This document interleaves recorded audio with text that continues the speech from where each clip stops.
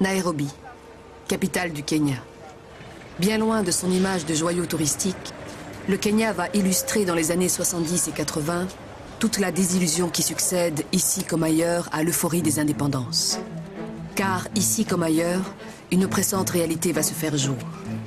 En Afrique, où les biens économiques et financiers sont entre les mains des étrangers, il n'y a pour les locaux qu'un moyen de faire fortune, la carrière politique. Il faut donc conquérir le pouvoir par tous les moyens et s'y maintenir à tout prix. Tout avait bien commencé pourtant en 1962, dans le riche Kenya, présidé par le javelot flamboyant Jomo Kenyatta.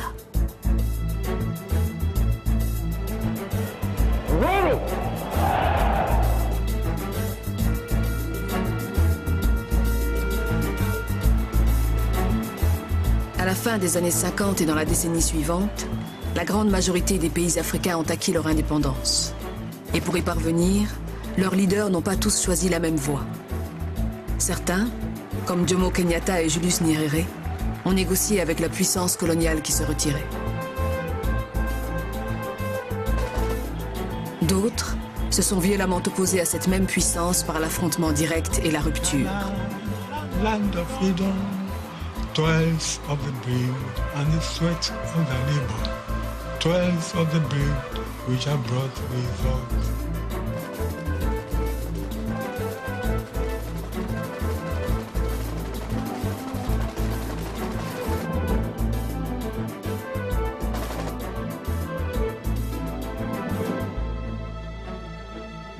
Nous avons connu les ironies, les insultes, les coups que nous devions subir matin, midi et soir, parce que nous étions des nègres. Au début des années 60, alors que les colonies anglaises et françaises ont dans leur immense majorité acquis leur indépendance, les colonies portugaises entament leur guerre de libération. Et en Afrique du Sud, l'ANC de Nelson Mandela vient juste de passer à la lutte armée. Si beaucoup de pays nouvellement indépendants sont d'abord placés sous le régime du multipartisme, la plupart dans les années qui suivent adopteront le système du parti unique. Leurs dirigeants ne seront jamais à court d'arguments pour en justifier la nécessité. Ainsi, l'Ivoirien Félix Houphouët-Boigny. Nous naissons à peine à la vie indépendante. Nous avons hérité des Français, non pas une nation, mais un État. La nation est une construction de longue haleine. Partout où on a tenté le multipartisme, on a ressuscité les querelles tribales. Nous devons dépasser les querelles tribales. En Côte d'Ivoire, comme dans la plupart des pays africains, le multiparti ne sert pas la cause de l'unité.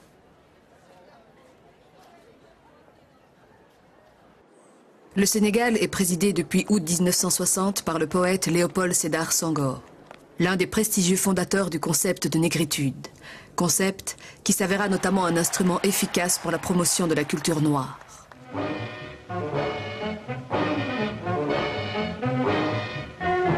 Le paysan parlera, l'ouvrier parlera, l'intellectuel parlera, l'homme politique parlera, la femme parlera. Tout semble donc aller pour le mieux au Sénégal. Pourtant, dès 1962, une crise majeure éclate, liée au tempérament des deux figures dominantes de la vie politique et à la nature du régime. Alors que tous les autres États africains avaient instauré un régime présidentiel, le Sénégal a instauré un régime parlementaire type 4e République. Autant dire que Senghor, malgré toute sa notoriété, son prestige, sa prééminence sur le plan politique, n'était pas le vrai chef de l'exécutif. C'était Mamadou Dia qui était le chef du gouvernement, mais aussi le chef de l'exécutif. Quand Mamadou Dia avait une audience hebdomadaire avec Senghor, il arrivait, il restait debout. Senghor lui disait alors qu'est-ce qu'il y a? Il dit non, non, il n'y a rien de particulier, et il repartait. Alors, faut quand même avoir une vraie séance de travail avec le président de la République pour lui parler des affaires. Même un roi qui règne et ne gouverne pas, ou une reine qui règne et ne gouverne pas, a besoin d'être informé, de savoir qu'est-ce qui se passe dans son pays. Mais ces questions de préséance n'expliquent pas tout. Dia, plus radical, n'a pas non plus la même conception du socialisme que Senghor. Pour écarter Dia, Senghor a alors recours à la théorie du complot. Le conflit qui a opposé le président de la République du Sénégal, M. Léopold Senghor, au président du Conseil, M. Mamadou Dia, n'aura duré que 48 heures. Après avoir fait encercler l'Assemblée nationale et évacuer par l'armée les députés qui s'apprêtaient à le renverser, M. Mamadou Dia avait tenté un coup d'État. Mais la majorité de l'armée se rallia aux parachutistes favorables au président Senghor. M. Mamadou Dia, qui s'était réfugié chez lui, essayait encore d'expliquer son attitude lorsqu'il fut arrêté, ainsi que 2 ministres, sur ordre du président de la République. C'en était fini. Ce n'était pas du tout un coup d'État. Et on avait convoqué le Conseil national du parti, sous la présidence de Senghor lui-même, chef d'État et secrétaire général du parti. Il s'est dissocié du parti pour aller rejoindre le mouvement des députés frondeurs qui étaient en rébellion contre le parti. C'est ça la vérité.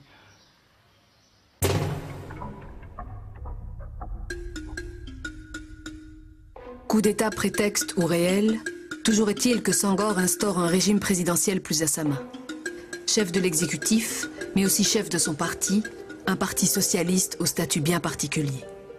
Je pense que dans un pays sous-développé, le mieux est d'avoir, sinon un parti unique, du moins un parti unifié, un parti dominant, où les contradictions de la réalité, n'est-ce pas, se confrontent entre elles au sein du parti dominant, étant entendu que c'est le parti qui le tranche.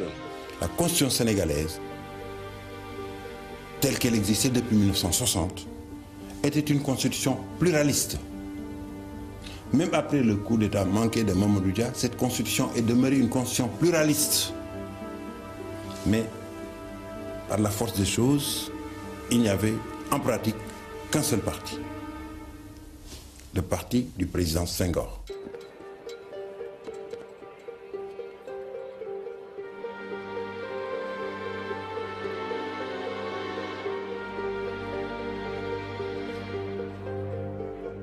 Un an après l'indépendance, la KANU, la Kenya African National Union de Jomo Kenyatta, remporte les élections générales. Et il ne lui faudra que quelques années pour adopter le statut confortable de parti unique. Se trouveront assez facilités, aux yeux de Kenyatta, son souci de rassembler les différentes ethnies et la mise en application de sa devise Harambi en avant. Le paysage institutionnel du Tanganyika indépendant se rapproche de celui du Kenya avec toutefois une différence non négligeable. Dans ce pays, la TANU, Tanganyika African Nationalist Union, le parti du leader historique Julius Nyerere, est à ce point dominant qu'il en acquiert de facto le statut de parti unique.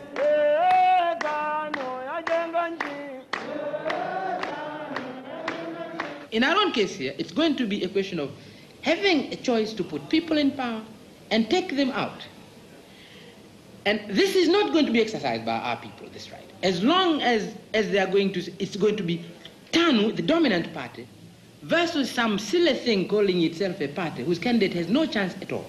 It has to be between a party, a TANU candidate and another TANU candidate. This is the only way we are going to have an election in this country. Au Ghana, il ne faut pas plus de 6 ans au président Kwame Nkrumah, figure tutélaire des indépendances africaines, pour adopter lui aussi le système du parti unique.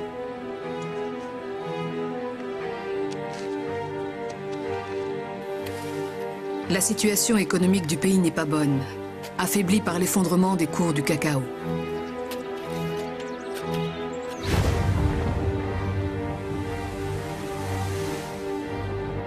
Les grands travaux du président, et notamment le barrage d'Akosombo, lui sont reprochés par une partie de la population dont les conditions de vie se dégradent.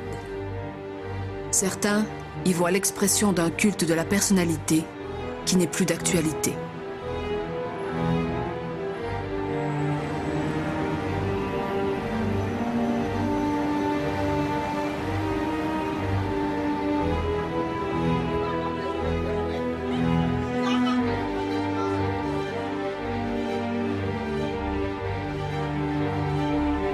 Après que leur leader ait échappé à plusieurs attentats dont l'un aurait pu lui être fatal, les Ghanéens ne peuvent que constater le durcissement de la surveillance policière dont ils sont les premières victimes.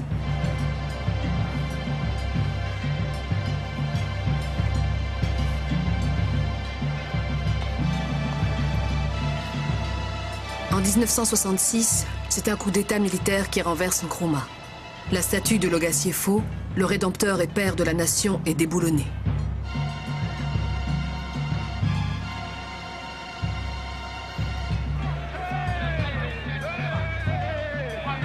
Majoritairement, son peuple ne le soutient plus. Il lui reproche d'être le valet de Moscou et de Pékin et oublie que leur illustre compatriote aura été des années durant le plus convaincu et le plus éloquent des leaders de l'unité africaine.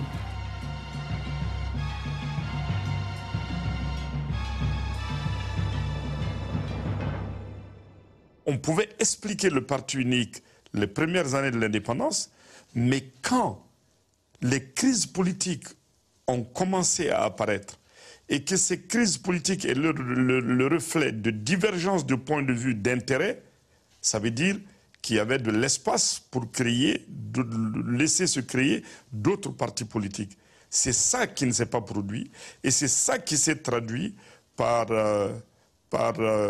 j'allais dire, c'est ça qui a aiguisé les contradictions et ça a conduit au coup d'État militaire parce qu'il n'y avait pas d'autre possibilité de changer de régime. Et les coups d'État militaires, c'était une tragédie.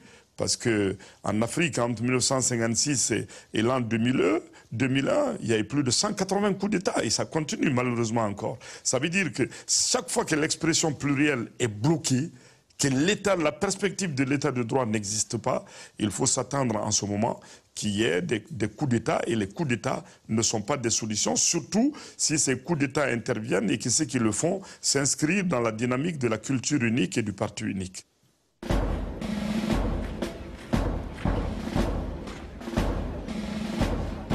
Il en est ainsi au Mali, où un autre leader historique, le marxiste Modibo Keïta, est renversé en 1968 par le lieutenant Moussa Traoré, un ancien instructeur des mouvements de libération au Tanganyika, au prétexte toujours avancé par les militaires que la classe politique civile est incompétente, corrompue et qu'elle affame son peuple, avec l'argument récurrent que leur passage au pouvoir ne peut être qu'éphémère, le temps de remettre de l'ordre dans la maison.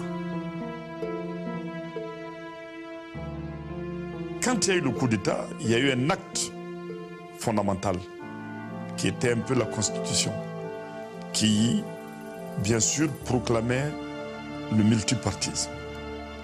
Mais le premier geste des militaires, dès qu'on est sorti de cette phase qui devait durer 1 an, mais qui a duré presque 2 décennies, ça a été de revenir à l'esprit du parti unique, mais de façon plus draconienne. Le Bénin a eu pendant un certain temps le premier prix des coups d'État. À quoi cela était-il dû? Les militaires dahoméens béninois se sont assez longtemps tenus dans le devoir. Le premier coup d'État militaire au Dahomey n'était pas un coup d'État. Toujours est-il qu'en 1963, le président Hubert Maga est débarqué par son conseiller militaire Christophe Soglo. Vous savez que les militaires ne font pas de politique. S'ils interviennent, c'est parce que les civils n'ont pas pu gérer sainement les affaires de l'État. Et alors, appelés par le peuple, ils sont obligés d'intervenir pour remettre de l'ordre dans le pays. Devenu président, Soglo est à son tour renversé par d'autres militaires qui proposeront à plusieurs reprises au ministre Émile Derlin-Zinsou d'accéder au pouvoir suprême. Zinsou finira par accepter. J'ai passé une nuit à réfléchir. Mais entre-temps, le soir à 20h, avant d'attendre ma réponse, la Radio Nationale a annoncé que les militaires avaient décidé de me passer la main et que j'étais président pour 5 ans. Voilà. Là, je n'étais plus de coup. Et le lendemain matin, téléphone, télégramme de partout, bravo, félicitations, de partout. Je dis quoi? Moi, démocrate, je vais me faire adober par des militaires. Et je suis un président sans que le peuple ait son mot à dire. Ça me rendait malade, c'est pas possible. Et il m'est venu à l'esprit, dire non, ça n'était plus possible. Dire oui me paraissait inacceptable. Et je me suis dit, bon, je vais m'en référer au peuple. Je vais demander un référendum. Mais si je l'annonce, on fera tout pour m'en dissuader. Et c'est le jour de l'investiture que j'ai annoncé publiquement. Aujourd'hui même, je décide qu'il y aura un référendum. Pendant 1 minute, ça a été un silence de mort. Et les militaires, ils l'ont mal pris, parce que je n'ai prévenu personne. Personne. Mais certains militaires moins loyaux considèrent que l'exercice du pouvoir leur revient de droit. Et à peine 1 an après son accession à la présidence de la République, un coup d'État renverse Zinsou qui échappe de peu à la mort. Ils se sont emparés de moi. J'allais au bureau, il y a un groupe de soldats qui est venu, qui m'a cerné lorsque j'arrivais au bureau. J'ai eu beaucoup de chance, une fois de plus dans ma vie. C'est que la jeep des agresseurs armés arrivait d'un côté d'un portail. Moi, j'arrivais d'un autre portail. On s'est trouvé nez à nez au perron du palais, parce que j'habitais chez moi. S'ils avaient attendu que je sorte de la voiture avant de tirer, ils m'auraient tué. Mais dès que la voiture, ils ont commencé à mitrailler la voiture. Ma voiture, qui était une idée, avait 11 impacts de balles. Les anciennes colonies françaises n'ont pas le monopole des coups d'État militaires. Au Nigeria, par exemple, le pays le plus peuplé d'Afrique, le général Ironsi inaugure en 1966 une série de coups d'État qui vont se succéder à un rythme soutenu. Ironsi est un Igbo, l'ethnie dominante du sud-est nigérian. Il supprime la structure fédérale mise en place par le colonisateur britannique et concentre tous les pouvoirs dans son gouvernement à dominante Igbo. Les représailles ne se font pas attendre.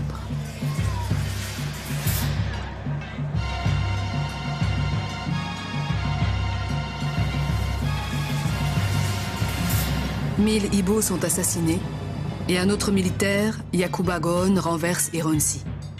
Ces événements contiennent en germe le drame du Biafra.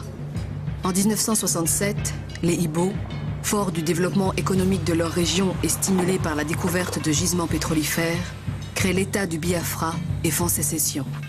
Leur leader, le colonel Ojukwu, s'apprête à faire face à l'inévitable guerre civile.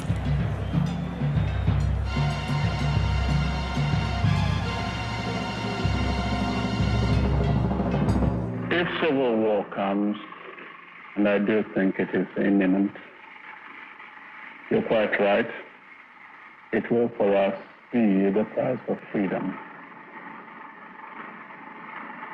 Our people here have for a long time been prepared for this eventuality, and I am confident of their readiness. I think that when it does come, the people on the other side would be surprised as to what they're going to get. And I'm confident that it will not last long. Bien au contraire, la guerre sera longue, 3 ans.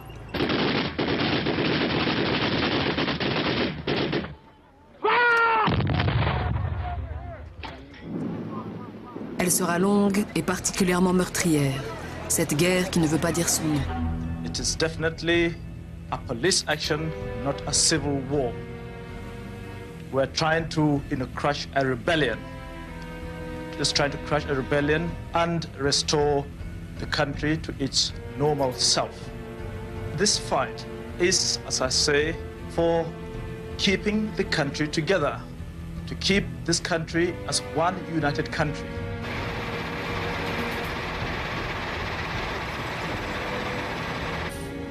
Rétablir la structure fédérale du pays sans doute, mais il s'agit tout autant pour Gowon de reprendre possession de la richesse en pétrole du Biafra. Now I know that Ojukwu and his diehards. They are desperate people to a point of madness.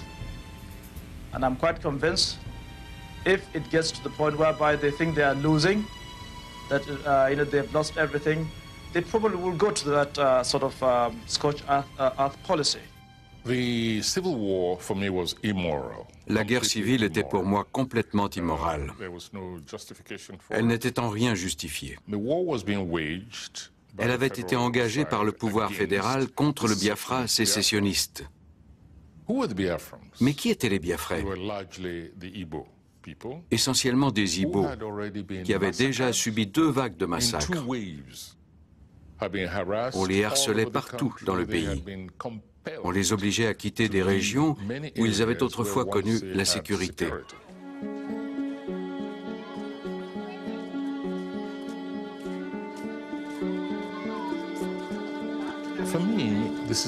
Pour moi, la sécession du Biafra était une erreur politique.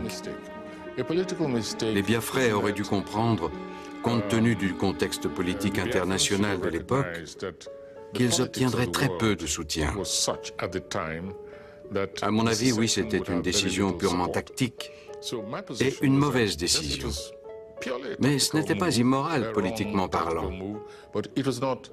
Les Biafrais avaient toutes les raisons de réagir pour protéger les leurs.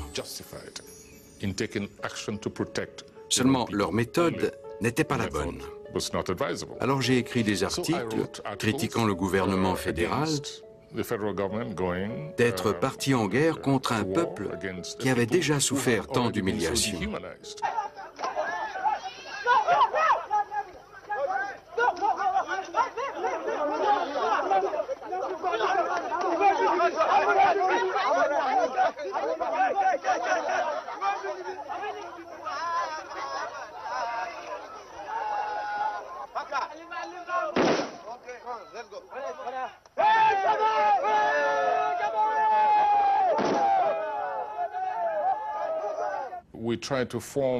Nous avons essayé de former ce que nous appelions une troisième force.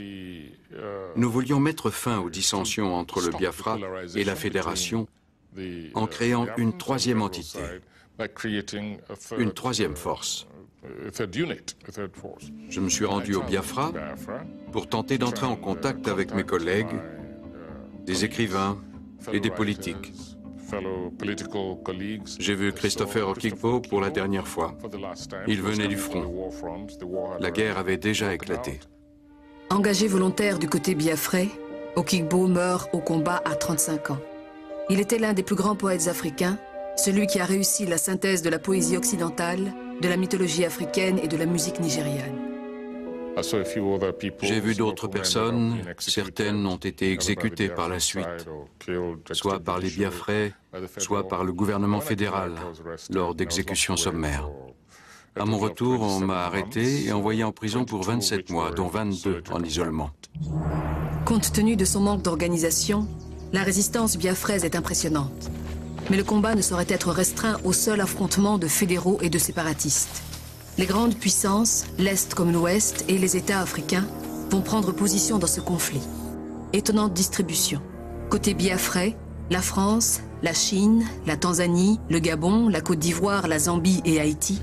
Côté Nigeria, le Royaume-Uni, l'URSS avec armes, les États-Unis sans armes.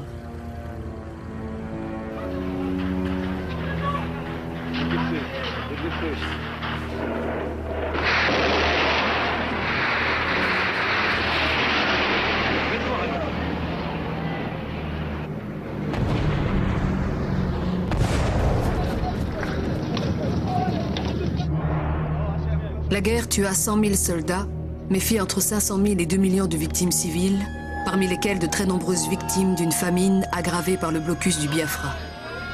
Les images de cette famine vont bouleverser l'opinion publique internationale.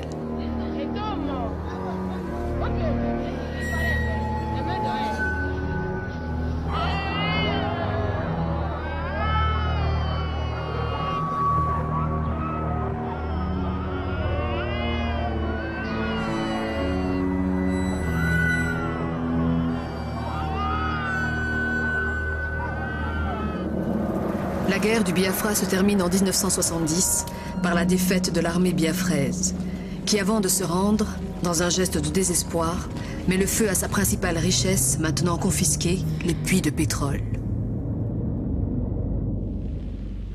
We have fought a long, bitter battle, and it has ended in a victory for common sense, victory for the unity of this country. Je suis parti en exil. Au bout d'un moment, je ne supportais plus le triomphalisme autour de cette soi-disant victoire sur le sécessionnisme. Quel cliché, quelle banalité de dire « l'unité a triomphé ». C'est galvauder le mot « unité » et ce qu'il représente. Alors je me suis exilé volontairement. Mais je n'étais jamais vraiment loin du Nigeria. Je le portais en moi, je me tenais au courant de ce qui se passait. Le parti qui a gagné la guerre n'était pas tant celui des partisans de la Fédération, des antisécessionnistes, non. C'était une force coercitive appelée l'armée. Suite à la guerre civile et au triomphe des armes, les militaires sont devenus un parti politique à part entière, avec l'intention de rester au pouvoir définitivement. Les brutalités qui perdurent encore aujourd'hui au Nigeria découlent de la mainmise totale de l'armée, depuis cette époque, sur la vie civile, sur les droits civiques et sur les droits de l'homme. Même s'il ne faut pas le réduire à une simple manifestation de la guerre froide, le drame biafrais confirme la cassure du continent en deux blocs antagonistes. Une cassure qui va notamment permettre à certains chefs d'État africains de jouer, par exemple, la carte du communisme contre l'Occident.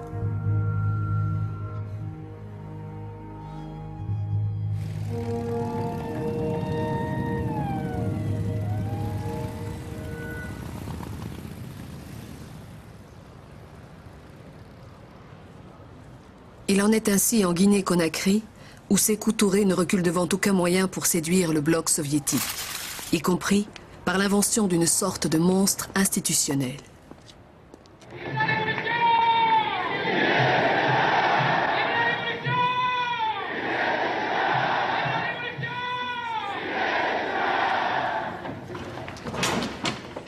Le parti État de Guinée, dans son idéologie déjà élaborée, a défini la catégorie qu'elle dénomme classe-peuple, qui constitue sa base sociale et dont les composantes ont un intérêt commun dans la lutte qu'elle mène.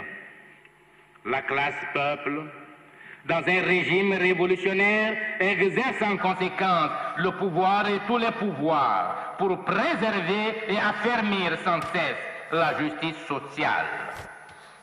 Il devient alors clair que les individus ou les groupes d'individus ayant des intérêts opposés à cette vision de l'évolution historique ne font pas partie de la classe peuple. Il devient clair en effet que tous ceux qui ne font pas partie de la classe peuple, tous ces fomenteurs de pseudo-complots, devront s'exiler par milliers ou pire encore, dépérir dans les geôles du camp Boiro, dont il faudra attendre la mort du dictateur pour découvrir toute l'horreur.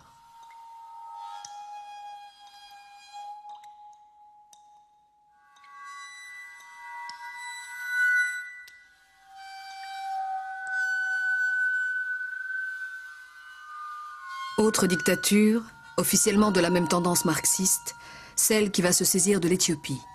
Après 44 ans de règne, le Négus Haïlé Sélassié, fragilisé par une situation économique désastreuse, est déposé par un coup d'État militaire en 1974. 3 ou 4 mois après, a commencé un processus qu'on appelait un coup d'État lent, presque une caresse. Il a fallu 10 mois pour que les militaires aient le culot et le courage. Entre le premier moment où ils ont emprisonné, en février, le Premier ministre qu'ils nous ont relâché après 24 heures, et la destitution d'Haïlé Sélassié, ça passera 10 mois. Parce qu'ils savaient très bien que la population n'accepterait pas la chute d'Haïlé Sélassié. Mais même pour le tuer, ils ont eu peur. Ils ont attendu 1 année et Maintenant on le sait, puisque son cadavre a été retrouvé caché sous les bureaux même de Mengistu, il a étouffé Haïlé Sélassié. Dans la tête de Mengistu, et ça vous montre aussi son niveau culturel, hein, l'esprit d'Haïlé Sélassié risquait de le hanter s'il était enterré loin, dans une église notamment. Donc il fallait qu'il soit enterré sous son bureau, sur des chapes de plomb. Ce coup d'état a été l'œuvre d'officiers du troupe avec quelques petits soi-disant conseillers ayant bu quelques petites tasses de marxisme sur le boulevard Saint-Michel et qui ont voulu encadrer, donner un contenu idéologique à ces officiers.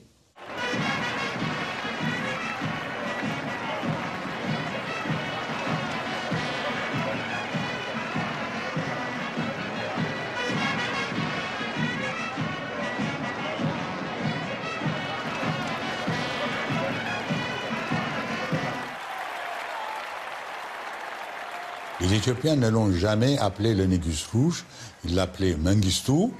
Qu'il soit rouge, ils n'en sont pas convaincus, ils pensent plutôt que c'est un fasciste.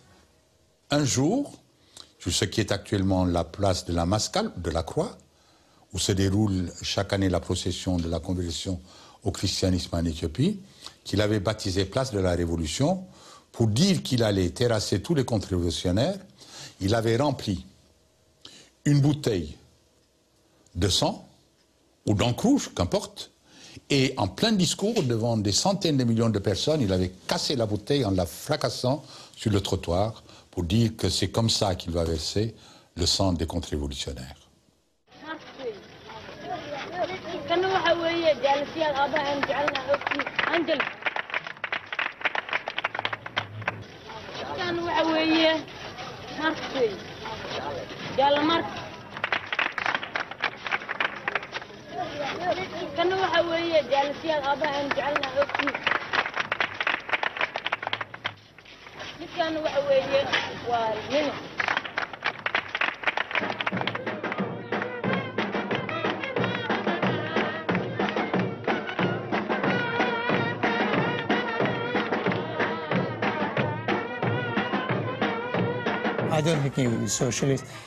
Je ne crois pas qu'il était socialiste. Pour être socialiste ou communiste, il faut être capable de lire Hegel et Kant.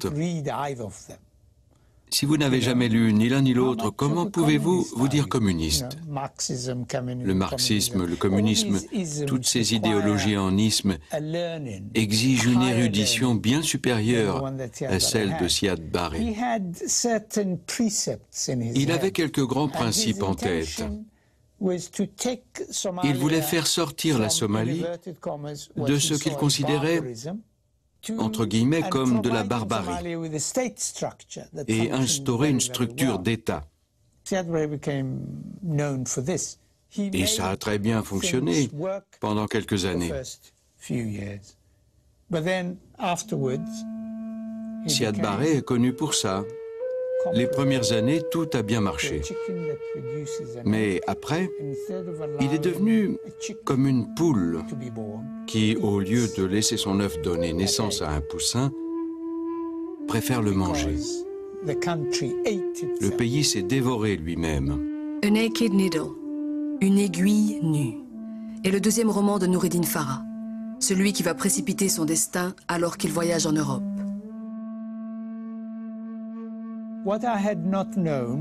Ce que je ne savais pas,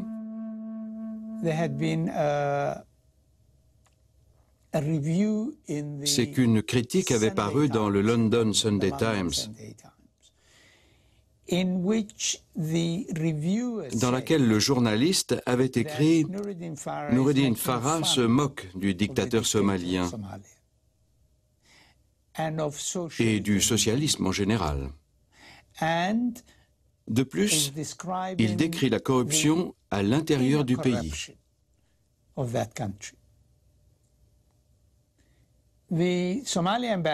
L'ambassadeur de la Somalie a envoyé un téléx ou un télégramme me traitant d'ennemi de la nation.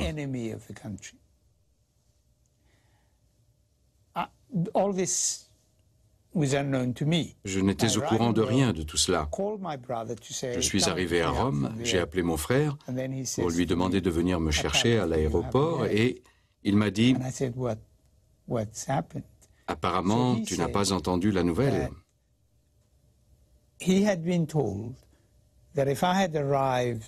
J'ai répondu « Que s'est-il passé ?» Il avait appris que si je rentrais en Somalie, je serais condamné à 30 ans minimum en tant qu'ennemi de la révolution. Mettant à profit la chute du Négus en Éthiopie, Siad Barré envahit la province de l'Ogaden, annexée par Ménélik II il y a plus de 70 ans. Barré peut s'appuyer sur le renfort de maquisards somaliens qui sont en lutte contre le régime éthiopien et revendiquent leur retour à la mère patrie. De ces deux pays d'obédience marxiste, l'Union soviétique choisit l'Éthiopie. Moscou retire donc son aide à Siad Barré. Battue en 1978, la dictature somalienne se tourne alors vers les États-Unis, qui font parvenir à Mogadiscio de quoi limiter le désastre de nouvelles famines et installent une base stratégique dans le nord du pays. Tout autant spectaculaire, la valse des alliances en Ouganda, où s'illustre le maréchal président à vie Idi Amin Dada, qui a renversé son prédécesseur Milton Obote avec le soutien des Occidentaux. La folie sanguinaire du despote ougandais, des opposants massacrés par milliers, scandalise ces mêmes Occidentaux qui mettent un terme à leur soutien. Amin Dada change alors de camp.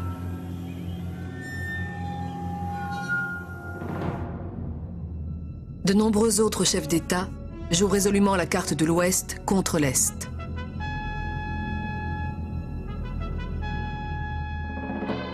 Ancien capitaine de l'armée française, Jean Bedel Bokassa s'est emparé du pouvoir centrafricain en 1966. Visiblement, son grade de maréchal et son statut de président à vie ne lui suffisent pas. Sa Majesté Bokassa Ier, empereur de Centrafrique.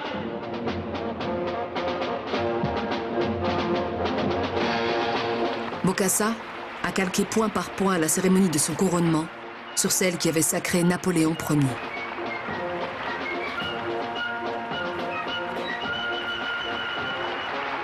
Nous, Bokassa Ier, empereur de Centrafrique, par la volonté du peuple centrafricain, uni au sein du parti politique national, jurons et promettons solennellement devant le peuple, devant l'humanité tout entière et devant l'histoire, de tout mettre en œuvre pour veiller à la saine application de la Constitution de l'Empire centrafricain. 3 ans après son sacre, l'empereur auquel on reproche des atrocités est déposé par son ancien protecteur français. Condamné à mort dans son pays en 1987, Bokassa sera libéré 6 ans plus tard.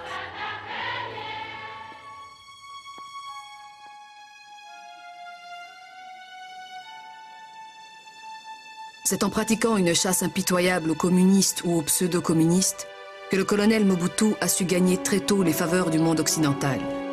Non content d'avoir livré Lumumba et ses 2 compagnons à leur bourreau, Mobutu n'en poursuit pas moins sa traque des disciples et compagnons de Lumumba. De tout cela, il en est un qui préoccupe très particulièrement le nouvel homme fort de l'ex-Congo belge.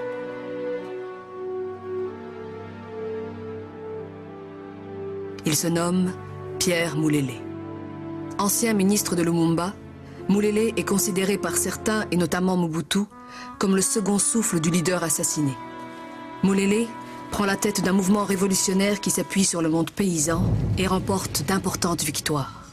On parle beaucoup de la présence d'étrangers, notamment de Chinois, dans les rangs moulélistes. Je sais. Nous aussi, de notre côté, sur le plan officiel et ouvertement, nous faisons venir aussi des techniciens Si les rebelles ont les leurs, nous devons aussi avoir les nôtres.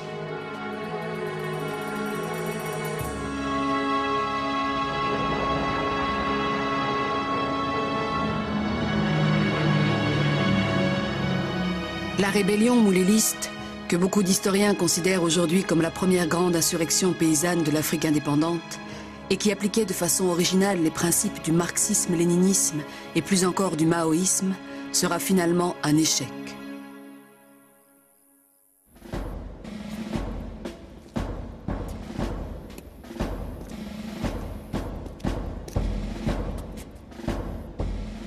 En novembre 1965, Mobutu prend le pouvoir à Kinshasa.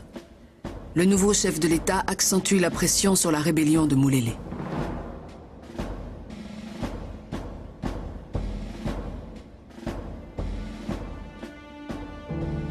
Ce dernier, après avoir subi plusieurs assauts décisifs de l'armée de Mobutu, décide de se rendre à Brazzaville, où des militaires d'obédience marxiste, avec à leur tête le capitaine Mariane Gouabi, se sont installés à la tête de l'État.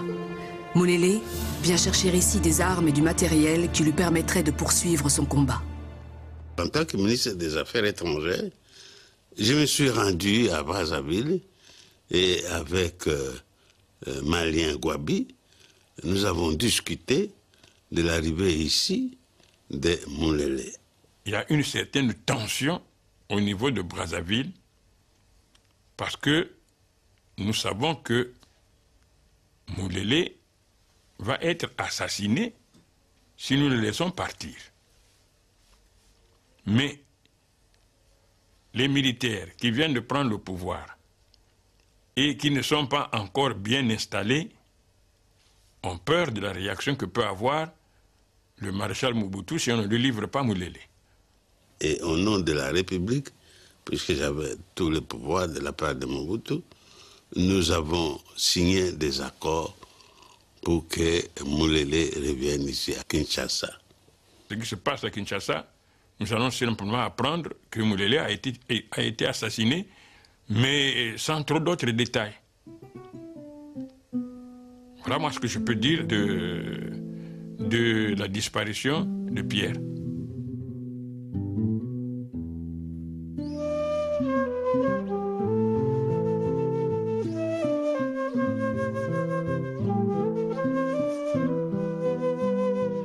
Dans quelles conditions s'est déroulée l'arrestation de Pierre Moulélé et de ses compagnons à leur retour à Kinshasa? Ces rares archives ne permettant pas de le savoir, on ne peut donc s'en tenir qu'au seul témoignage de Justin-Marie Bomboko.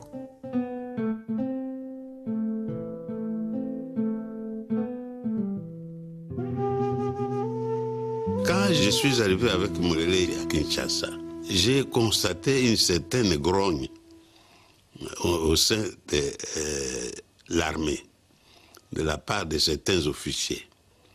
Et j'ai pris Moulélé sous ma protection. Il est allé habiter dans ma résidence et je l'ai soigné, j'ai acheté même des habits et des choses pour qu'il soit présentable lorsque le président, parce qu'il venait de Maquis, pour qu'il soit présentable à Mobutu lorsque Mobutu va arriver. Quand le président Mobutu est arrivé à la plaine, ces officiers-là, n'est-ce pas, sont allés voir le président à l'avion même. Je dis que si vous n'êtes pas attention, il va y avoir un coup d'État ici, parce qu'il y a des officiers qui n'acceptent pas le retour de Moulélé vivant ici. Et quand le président est sorti de l'avion, au lieu de me couvrir, il a déclaré que lui n'avait jamais envoyé quelqu'un pour aller chercher Moulélé. Moi, je n'ai rien dit, parce qu'il ne voulait pas créer une polémique. Mais quand nous étions là, c'était au jardin botanique, ici, tout près du zoo, qu'il a fait son meeting dès son arrivée de Maroc. Les officiers qui étaient là, avec certains services de sécurité, sont allés extraire Moulélé de ma parcelle en bousculant les gens qui étaient là-bas. Même ma femme a été frappée. Ils ont pris Moulélé ils l'ont amené à une destination inconnue. Pierre Moulélé et ses compagnons, conduits au camp militaire Koukoulou, y ont été massacrés. Dépecé vivant, Moulélé n'a succombé qu'au terme d'une longue agonie. Ses restes ont été jetés dans le fleuve Congo.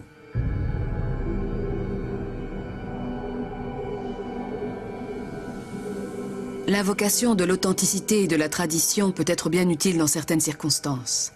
Ces deux concepts discutables, Mobutu en fait un fréquent usage pour conforter son pouvoir qui s'inspire non pas de la tradition, mais des méthodes les plus modernes du totalitarisme.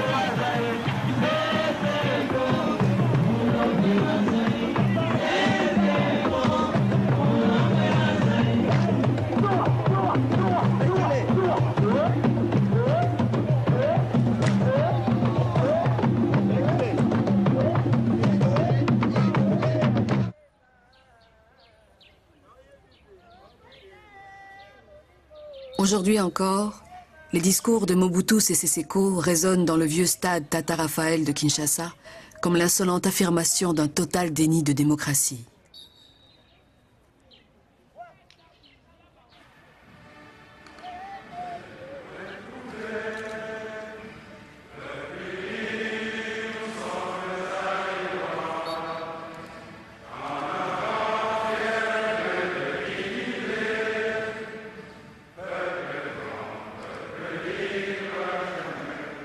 Citoyennes, citoyens, militantes, militants.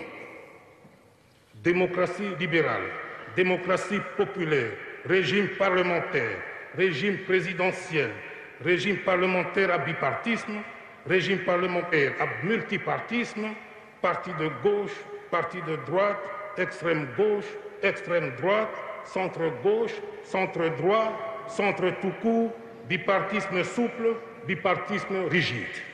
On n'a rien à envier à tous ces régimes qui ont institué chez eux le multipartisme avec une pléiade de partis d'opposition. Et de mon vivant, bipartisme, multipartisme au Zaïre, jamais. C'est clair et net.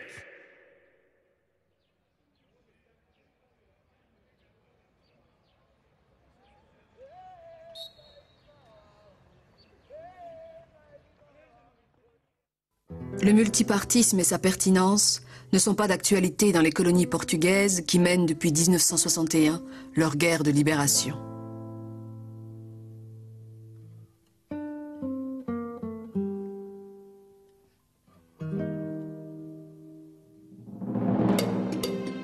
L'Angola, par exemple, où des intellectuels comme les poètes Mario de Andrade et Agostinho Neto sont en première ligne et n'hésitent pas à prendre les habits du guerriero pour libérer leur pays du joug portugais.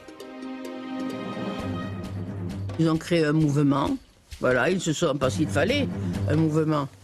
Il fallait qu'il y ait un chef, il fallait ceci, il fallait cela. Bon, ils se sont groupés, ils ont fait le mouvement populaire de la libération de l'Angola. Et puis ensuite, après de la Guinée, et puis ça ne faisait qu'un. Donc ils pouvaient défendre ensemble, mais chacun défendait les particularités de son pays. En Guinée-Bissau et au Cap-Vert, le leader très emblématique de la guerre de libération est un ingénieur agronome, le marxiste Amilcar Cabral. Amilcar Cabral levou a reflexão teórica aliada à prática revolucionária até às suas últimas consequências. Ele foi, de facto, exemplo acabado de coerência entre uma forma de pensamento e o corpo de uma obra. Entre as personalidades da nossa geração, é aquela que melhor responde à caracterização do intelectual revolucionário. Comme ses autres leaders, le sociologue et anthropologue mozambicain Eduardo Mondlane a fait partie d'un mouvement antifasciste dans les années 50. En 1962, il crée en Tanzanie, pays d'accueil des mouvements de libération d'Afrique australe, le Front de libération du Mozambique, le Frelimo.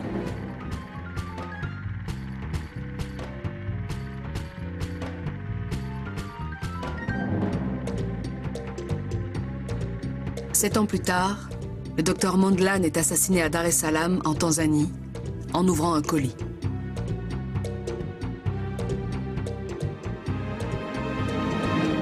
Era tipo de detonador que existia sim no seio das forças. C'était un type de détonateur que l'on pouvait trouver au sein des forces armées du Portugal et dans les forces de l'OTAN.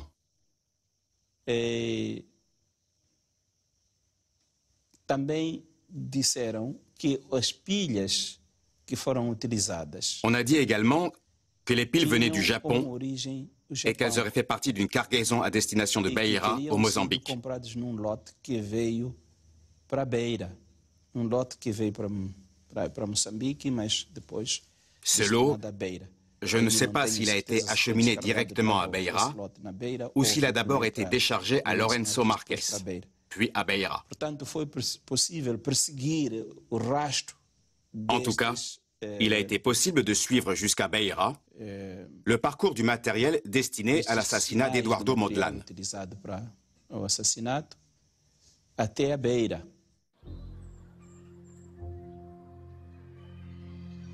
Le même destin attend Amilcar Cabral, assassiné en 1973 à Conakry.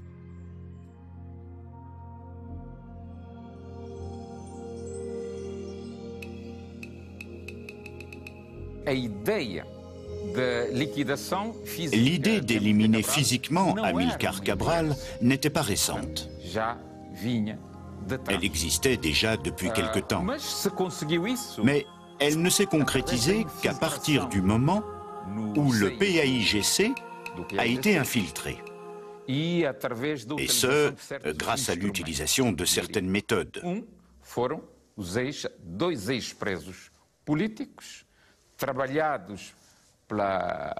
Ce fut le fait de deux ex-prisonniers politiques qui avaient été convaincus par la police politique portugaise de provoquer au Cap-Vert la déstabilisation du PAIGC, sa liquidation, sa destruction et sa décapitation, tout au moins par l'élimination de ses dirigeants.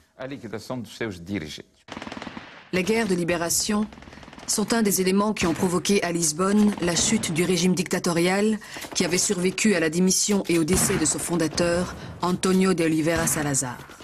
Incapable de s'adapter, le régime fut balayé le 25 avril 1974 par la révolte de militaires opposés à la poursuite des guerres coloniales.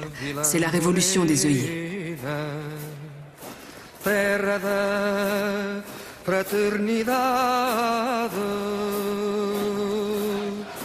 O povo é quem mais ordena dentro de ti a cidade, dentro de ti a cidade. O povo é quem mais ordena, terra da fraternidade, canto da vida morena.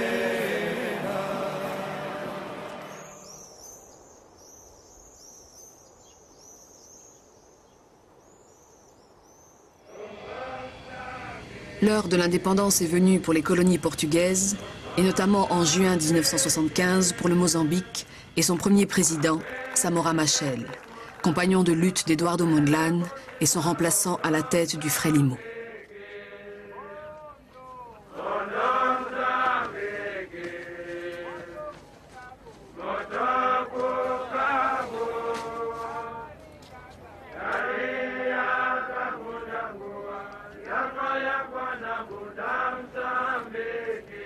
A opressão não era somente para o povo moçambicano, mas também para o povo português.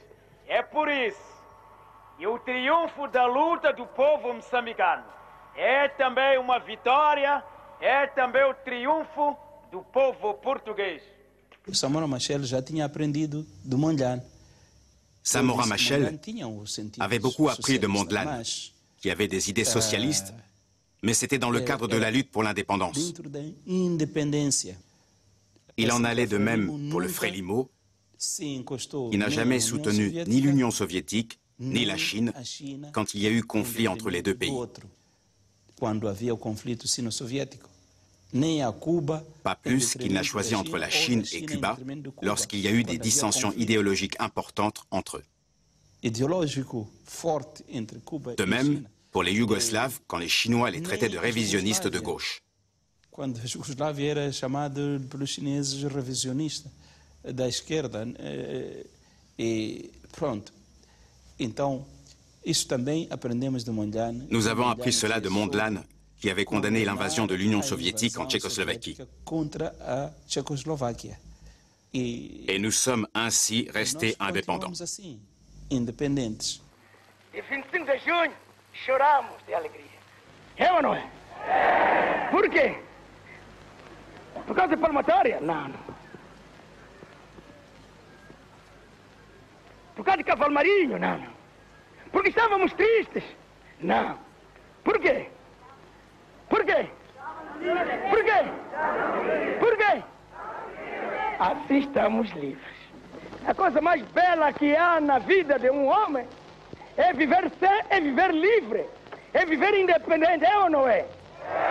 Ou não ter comida, ou não ter roupa, mas é livre. É ou não é?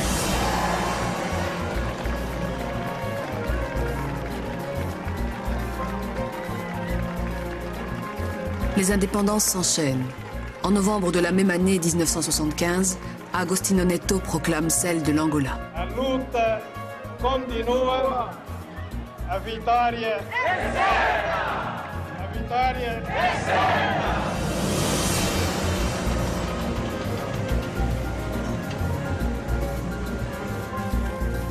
Les symboles de l'occupation portugaise sont déboulonnés.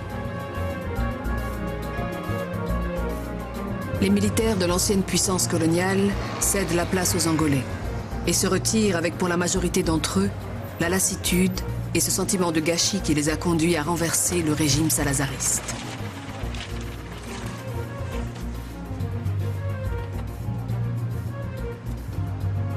J'ai vu mourir des milliers de soldats portugais pendant une guerre avec laquelle je n'étais pas d'accord. Alors, je crois que ça a été un effort inutile. Et maintenant, même cet effort n'a valu rien. Parce que maintenant, il y a d'autres intérêts, des gros intérêts, qui ne permettent pas de faire la décolonisation comme le vaudrillon, comme au Mozambique, comme en Guinée-Bissau. Alors, le sentiment, c'est de tristesse, vraiment. Les gros intérêts en question sont ceux liés à l'abondance des gisements de pétrole dans les eaux territoriales de l'Angola. Mais cela ne saurait tout expliquer. En proclamant l'indépendance de l'Angola, Neto avait, par ce geste, consacré la victoire de son parti, le MPLA, sur l'UNITA, un autre mouvement de libération dirigé par Jonas Savimbi. À peine indépendante, l'Angola plonge dans une guerre civile qui oppose ces deux mouvements et va déchirer le pays pendant 27 ans.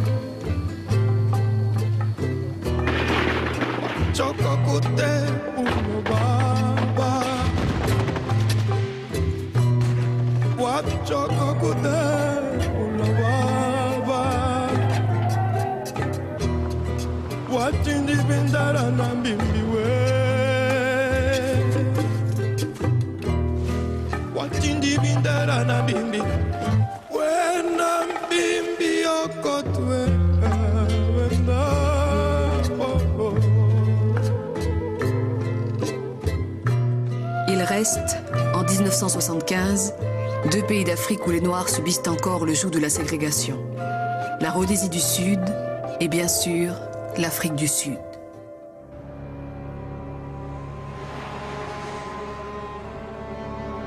En Rhodésie du Sud, le Premier ministre blanc Ian Smith, après avoir rompu les relations diplomatiques avec la Grande-Bretagne, proclame en 1965 l'indépendance de son pays. Sa politique de ségrégation raciale est condamnée par une forte majorité des États membres de l'ONU et provoque des émeutes nationalistes de plus en plus violentes. De son côté, l'Afrique du Sud et son régime d'apartheid ont interdit l'ANC quand ce dernier est passé à la lutte armée. Ses principaux dirigeants, dont Nelson Mandela, sont emprisonnés. Depuis lors, la chasse aux communistes ou pseudo-communistes n'a cessé de s'amplifier et de se durcir.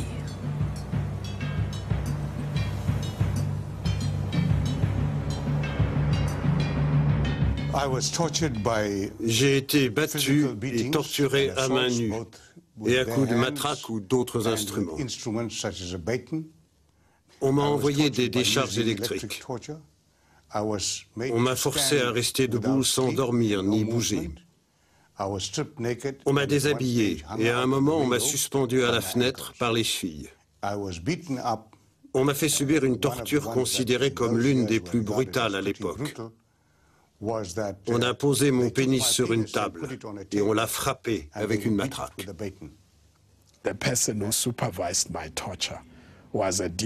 L'homme qui supervisait ma torture était le diacre d'une église de Krugersdorp, à côté de la prison. Il estimait qu'il ne faisait que son devoir, qu'il fallait en passer par là pour repousser l'attaque des communistes.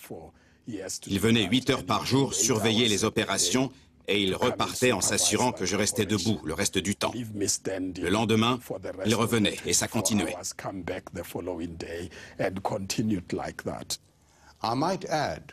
J'ajoute que mes 2 principaux tortionnaires avaient été formés d'abord par les Français en Algérie, puis par la police politique portugaise en Angola et au Mozambique. Universitaire et poète, Steve Biko est la plus entraînante figure du mouvement de la conscience noire. La philosophie de ce mouvement, très populaire auprès de la jeunesse, était que les Noirs devaient se libérer de leur complexe d'infériorité, défendre le principe d'une société non raciale, tout en refusant aux Blancs de jouer un rôle quelconque dans le combat pour y aboutir. Une exclusion que condamnait l'ANC de Mandela. Aux côtés du très radical Pan-African Congress, Steve Biko et son mouvement sont à l'origine de la manifestation des écoliers et des étudiants de Soweto en 1976. Manifestation dont la meurtrière répression déclenche une forte agitation dans d'autres townships.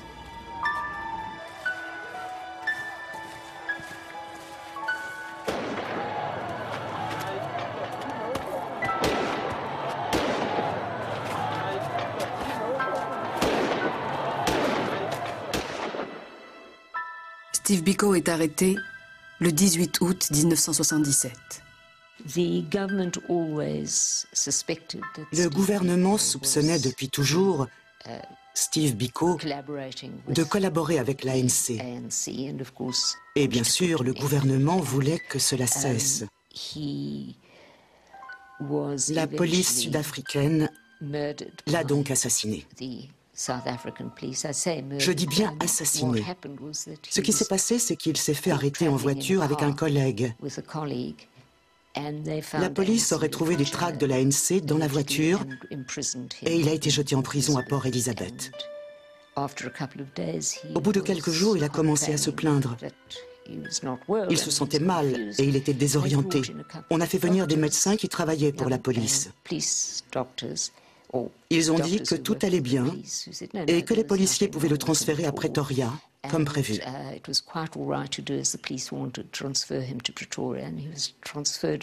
On l'a donc emmené à l'arrière d'une camionnette, nu, jusqu'à Pretoria. Là encore, les médecins de la police n'ont pas tenu compte de ses plaintes et il est mort un peu plus tard d'un traumatisme crânien.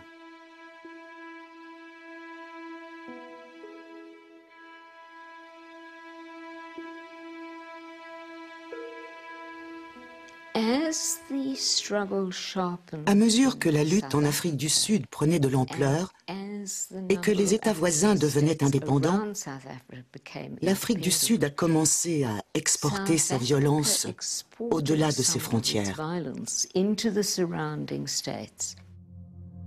Pendant la Première Guerre mondiale, l'Afrique du Sud a occupé le sud-ouest africain, colonie allemande qui ne s'appelait pas encore la Namibie.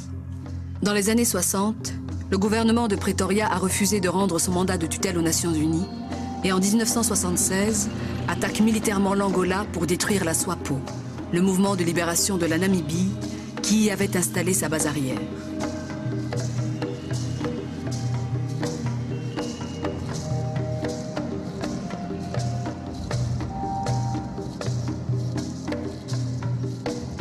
C'est dans le même esprit que l'Afrique du Sud fait alliance avec la Rhodésie de Ian Smith pour contribuer à la création de la RENAMO, Résistance nationale du Mozambique, qui profite du soutien armé des deux pays ségrégationnistes.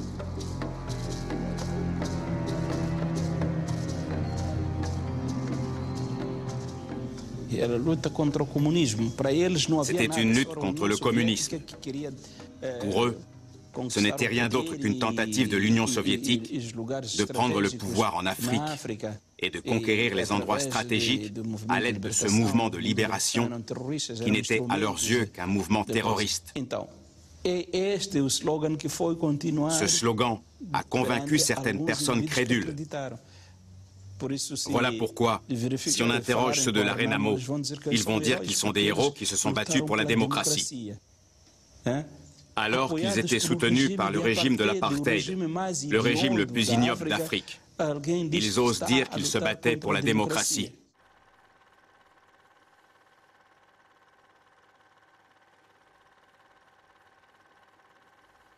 La guerre meurtrière qui oppose ces deux mouvements durera près de 25 ans avec son cortège d'horreur. Civils entassés dans des fosses communes, villages dont tous les habitants, femmes et enfants compris, ont été massacrés par la soldatesque de la RENAMO. Non content de soutenir militairement la RENAMO, l'Afrique du Sud et la Rhodésie du Sud attaquent directement un autre pays de la ligne de front anti-apartheid, la Zambie. Nos voies de chemin de fer ont été bombardées, à la fois par l'Afrique du Sud et par le régime de Ian Smith en Rhodésie du Sud. Ils ont détruit nos ponts routiers et ferroviaires. Et dès qu'on les réparait, ils les bombardaient à nouveau. Ce n'était pas facile à gérer. C'était très pénible et très coûteux. Mais c'était une question de principe. Que pouvait-on faire d'autre? L'indépendance en 1980 de la Rhodésie du Sud, rebaptisée Zimbabwe, enrichit la ligne de front. La RENAMO, chassée par le Zimbabwe de Robert Mugabe, se replie en Afrique du Sud. Et de là, réarmée, revient au Mozambique combattre le Frelimo au pouvoir. Cette guerre civile ne prendra fin qu'en 1992.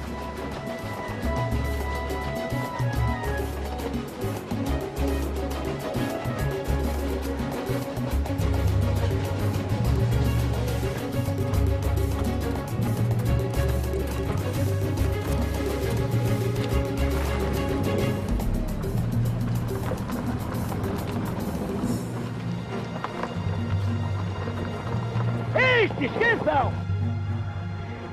Criminosos. Digam lá, criminosos. Estes criminosos, estes marginais, estes antissociais, simplesmente gatilhos só.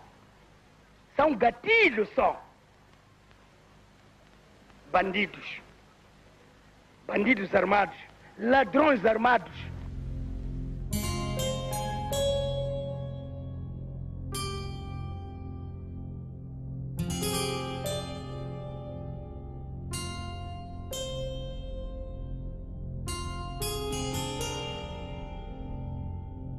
En 1986, alors qu'il survolait le territoire sud-africain, Samora Machel disparaît dans un accident d'avion. Nous avons demandé une enquête. Les Sud-Africains ont refusé, prétextant que l'enquête était terminée et qu'il n'était pas possible d'en apprendre davantage. Pourquoi ont-ils refusé? C'est une question très sensible. Ça me rappelle d'autres situations semblables, comme celle que Yasser Arafat en personne m'a racontée.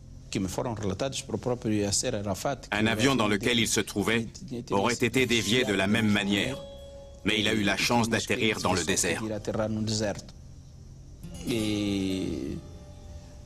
Il y a aussi l'assassinat d'Olof Palme, qui est resté un mystère pendant très longtemps. Et je ne sais pas s'il a été élucidé.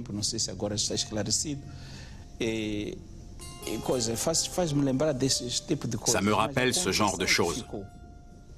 Nous avons donc l'intime conviction qu'il y a eu une intervention de l'apartheid. C'est pour ça qu'ils ne voulaient pas qu'on enquête. Et même une fois l'apartheid aboli, les militaires n'ont pas voulu parler. Ces mêmes années 80 sont marquées par la folie meurtrière qui s'abat sur le Libéria, le pays le plus atypique du continent. Par un coup d'État militaire et l'assassinat du président en exercice, Samuel Doe, issu d'une ethnie locale, met un terme à la domination scandaleusement discriminatoire qu'exerçaient sur les populations autochtones des esclaves affranchis venus des États-Unis à partir de 1822. Doe apparaît donc comme celui qui interrompait 150 ans de confiscation du pouvoir par ces Américano-libériens. Mais il le fit par le crime, et le crime le rattrapa en la personne de Charles Taylor, impitoyable chef de guerre américano-libérien, et celle de son ancien complice, Prince Johnson, qui va se charger des plus basses besognes.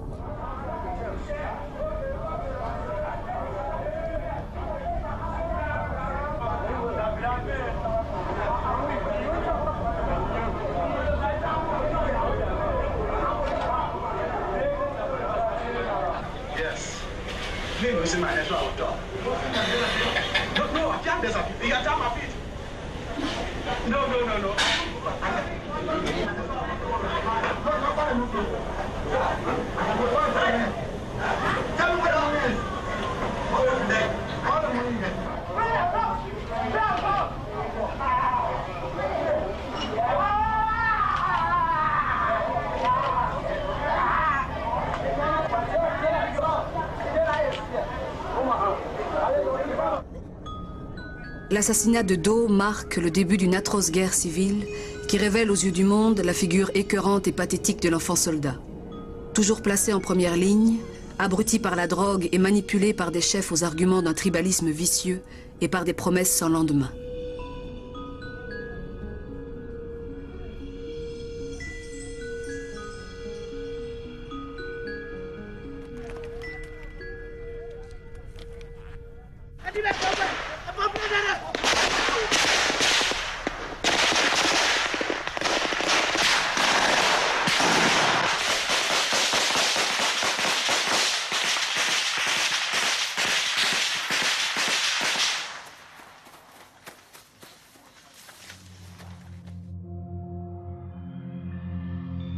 Guerre civile encore au Soudan, le plus grand pays d'Afrique, plus vaste que la totalité de l'Europe occidentale.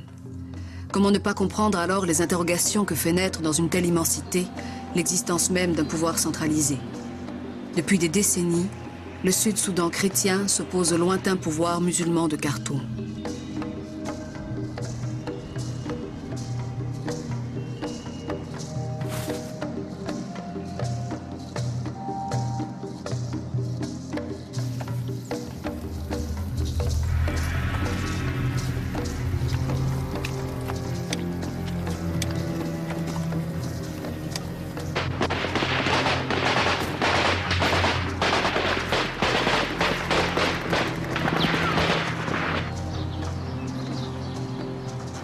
Ce conflit sans fin présente le cortège habituel des acteurs de la guerre civile.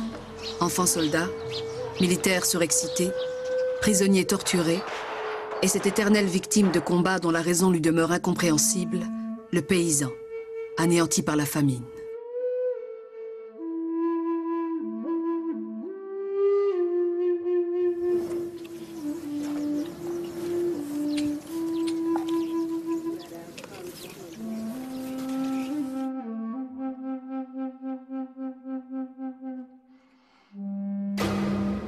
Au Kenya, le père de la nation, Jomo Kenyatta, est décédé en 1978 dans l'exercice de ses fonctions.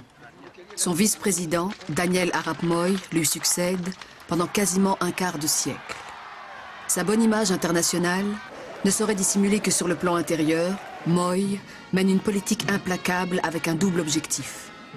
Évincer un à un les membres du clan Kenyatta et brimer une opposition qui finit tout de même par prendre consistance et s'exprimer parfois de façon très originale et risquée.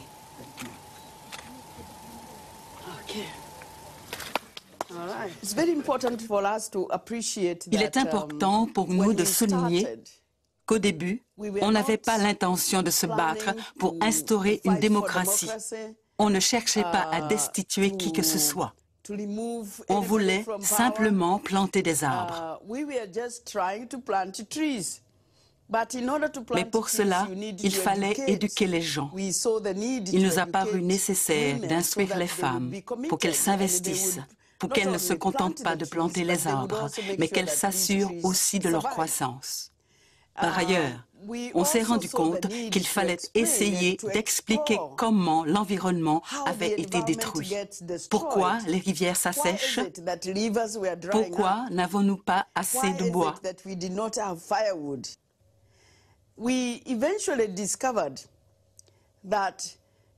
On a fini par comprendre que le gouvernement était responsable de ces ressources. Il était censé en être le gardien. Mais ce gouvernement-là ne protégeait pas les ressources. Il les privatisait. Il fallait faire passer le message que planter des arbres et protéger nos terres ne suffisait pas. À moins de réussir à préserver les forêts en amont, on ne pourrait pas faire revenir les rivières, ni même la pluie. Il fallait que chacun prenne conscience que les forêts régulent la circulation de l'eau. Donc, tous ceux qui détruisent les forêts sont nos ennemis, à nous, les fermiers.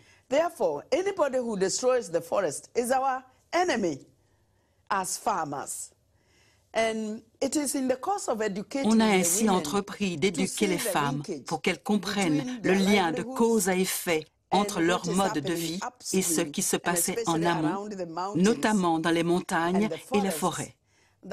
Le gouvernement a estimé alors qu'on propageait un savoir susceptible d'émanciper les femmes et de rendre les communautés plus autonomes, avec le risque qu'elles remettent en cause les actions de l'État.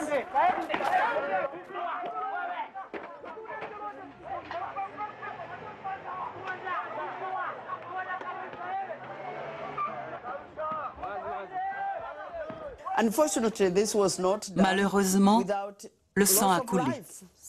Il y a eu des morts. Des gens ont aussi été torturés ou mutilés. C'était le prix à payer par certains pour participer à la démocratisation du pays. La démocratisation prend au Sénégal un chemin bien différent.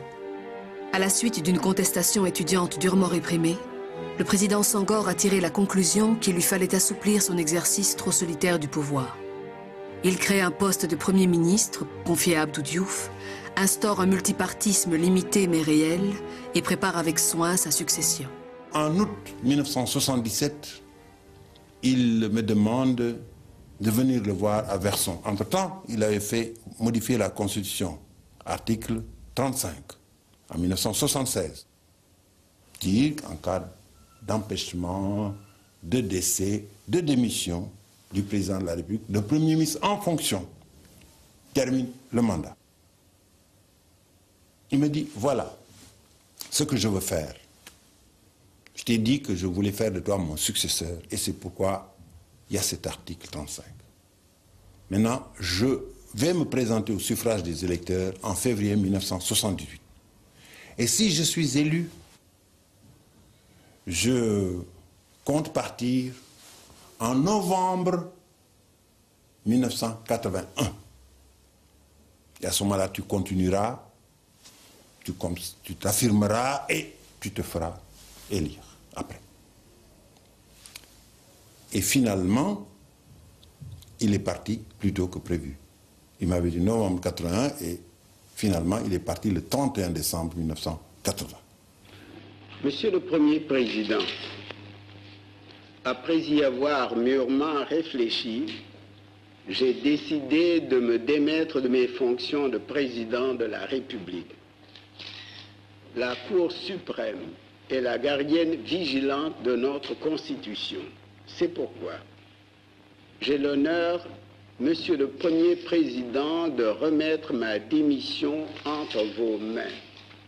Je vous prie, dans le cadre de la Constitution, d'en tirer les conséquences et de recevoir le serment de M. Abdou Diouf, l'actuel Premier ministre qui me remplace. D'avance, soyez-en remerciés. J'appartiens à une génération qui a combattu Senghor avec beaucoup de virulence. On ne l'aimait pas du tout, mais c'était normal aussi. On avait quoi? On avait 20 ans, 25 ans, ben, il était là, une espèce de figure tutélaire. On lui reprochait énormément de choses. Mais j'aimerais dire qu'aujourd'hui, avec le recul, je suis beaucoup moins sévère à l'égard de Senghor. Il a forgé un État. Il a forgé un État. Il faut bien savoir que Senghor, catholique, a été le président d'un pays à 95% musulmans. C'est tout à l'honneur de l'esprit de tolérance des Sénégalais, mais aussi, il faut dire que Senghor a pu le faire grâce à son ouverture d'esprit. Je pense que c'est important. Et il avait une certaine vision de l'avenir du Sénégal. Je pense que c'était aussi un homme très droit. Senghor n'a pas profité du pouvoir pour s'enrichir. Je ne dirais pas qu'il est mort pauvre, mais enfin, ça n'a rien à voir avec Mobutu ou qui que ce soit d'autre dans le genre de président qui s'en met plein les poches. Et quand il a senti qu'il était trop âgé, il a eu le courage de quitter le pouvoir. Abdou Diouf, haut fonctionnaire rigoureux, major de l'école de la France d'outre-mer, succède à celui qui tenait tant à ce qu'on le nomme le poète président et non l'inverse. Évidemment, j'avais dit que la démocratie serait élargie, renforcée, consolidée. Et je dois dire que sur ce point, le président Senghor n'était pas d'accord avec moi. Je dois le dire très honnêtement. Il considérait que 4 partis, c'est assez pour un pays comme le Sénégal. Ce qui est vrai, ce qui était vrai aussi. Mais de notre côté, est-ce que je pouvais laisser dans la clandestinité un parti comme le RND de Cheikh Anta Diop? Est-ce que je pouvais laisser dans la clandestinité beaucoup d'autres branches de la mouvance marxiste-léniniste?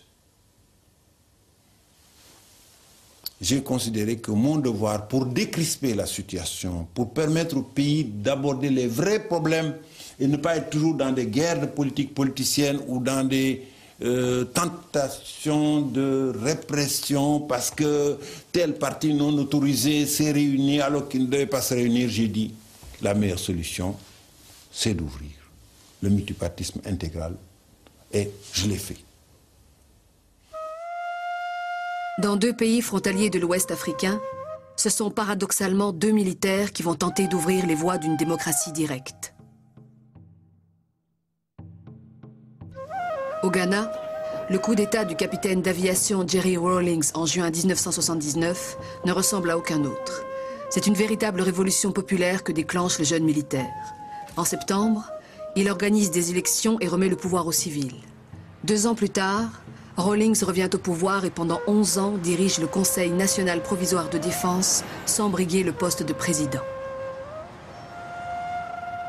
I do not wield power, my dear sir.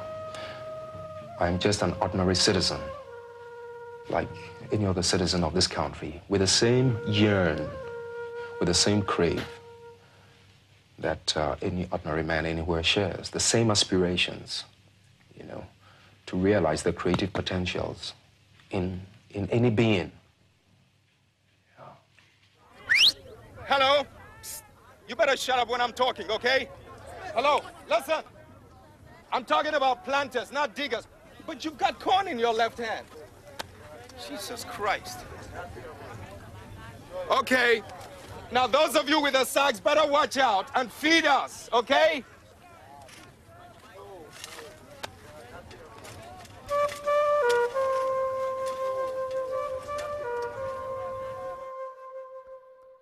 Capitaine lui aussi, et comme lui habité par un idéal révolutionnaire, Thomas Sankara peut apparaître comme le frère cadet de Jerry Rawlings.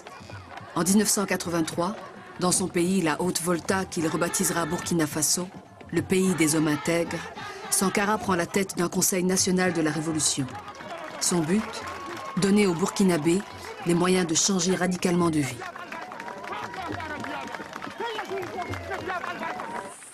Si depuis 20 ans, chaque week-end, les femmes puisaient de l'eau comme elles le font, il y a longtemps que nous aurions rempli 20 barrages à pauvres. Le pays n'est pas pauvre. Au contraire, il y a des ressources. En vous mettant au travail pour construire ces 20 villas, en vous mettant à la tâche, vous avez décidé de vous prouver à vous-même que vous êtes capable de transformer la réalité de cette ville de Pau.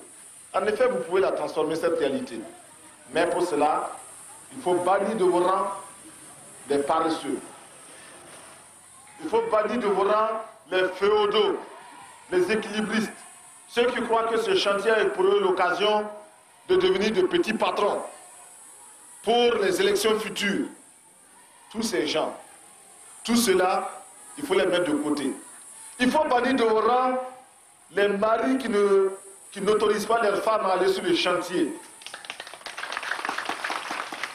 Camarades, les mauvais maris, les mauvais maris, les paresseux, les voleurs,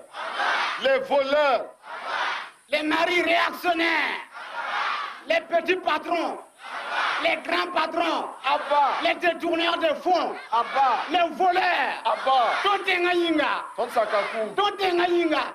Trahi par certains de ses compagnons, Sankara est assassiné en octobre 1987.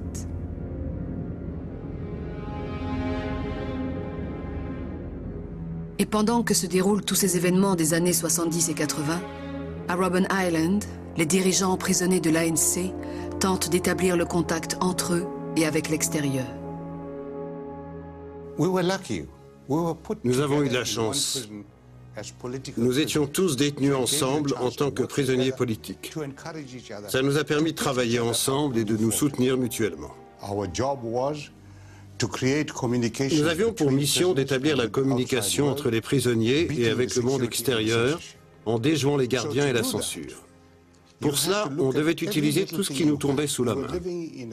Et dans nos cellules, il y avait 2 paillasses, 3 couvertures, un seau, une bouteille d'eau et c'est tout. Quand on partait travailler, on n'avait pas d'outils. Alors comment faire sortir quoi que ce soit? Nous regardions autour de nous. Par exemple, en allant travailler, on voyait des boîtes d'allumettes par terre. Alors nous avons eu l'idée de fabriquer un double fond.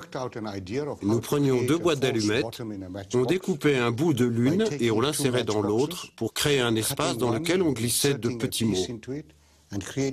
Et nous n'avions plus qu'à jeter la boîte sur le bas-côté en nous rendant au travail. Entre-temps, on avait fait passer le message aux prisonniers de l'autre côté. Si vous voyez une boîte d'allumettes sur la route, ramassez-la discrètement et donnez-la aux camarades chargés de la sécurité.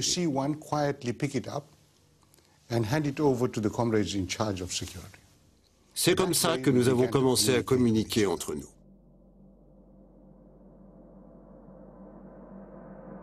Et c'est ainsi qu'avec des boîtes d'allumettes se prépare l'avenir de la nouvelle Afrique du Sud et l'un des événements majeurs de l'histoire contemporaine du continent africain.